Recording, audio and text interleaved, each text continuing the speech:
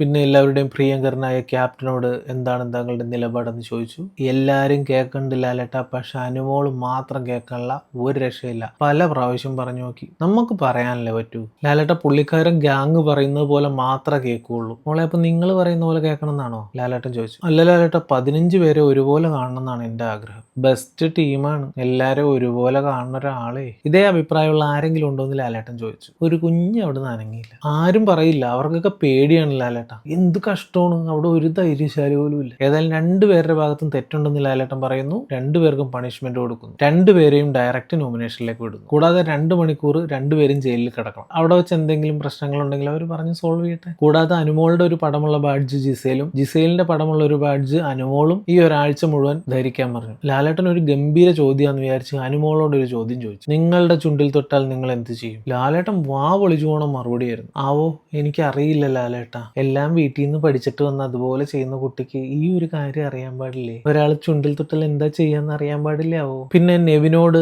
ഓട്ടത്തെ പറ്റി ചോദിച്ചു. സാധാരണ ഇങ്ങനെ പുറത്തേക്ക് പോയവരൊന്നും ഞങ്ങൾ കൊണ്ടുവരാറില്ല കേട്ടോ. നെവിനെ നീ ഇങ്ങനെ കരഞ്ഞു കാല് പിടിച്ചുകൊണ്ട് സോറിയൊക്കെ പറഞ്ഞതുകൊണ്ടാണ് ഞങ്ങൾ അകത്തേക്ക് വരുന്നത്. അല്ലാതെ ഇത് ഞങ്ങളുടെ പ്ലാനിങ് ഒന്നുമല്ല. എന്താ മോനെ ഇതിനെപ്പറ്റി പറയാനുള്ളത്? ലാലേട്ട, എനിക്ക് സ്വേച്ഛാധിപതിയുടെ ഒരു അധികാരം എന്റെ തലക്ക് പിടിച്ചു പോയി. അപ്പൊ എന്താ ഞാൻ ചെയ്യേണ്ടതെന്ന് എനിക്ക് തന്നെ അറിയാൻ പാടില്ല വന്നു. പിന്നെ എനിക്ക് എല്ലാവരെയും ചോദ്യം ചെയ്യാൻ തോന്നി. പക്ഷെ ബിഗ് ബോസ് ഇത്ര പെട്ടെന്ന് എന്നെ എടുത്ത് കളയുമെന്ന് ഞാൻ വിചാരിച്ചില്ല ലാലേട്ട. മോനെ, ഞങ്ങളുടെ ഒരു പതിവ് ചോദ്യമുണ്ട്. നിങ്ങൾ പുറത്തു പോയിട്ട് ആരോടെങ്കിലും കോണ്ടാക്ട് ചെയ്തായിരുന്നോ? ഇരുട്ടുമുറിയിൽ നിങ്ങൾ അടച്ചിരിക്കുമായിരുന്നില്ലേ?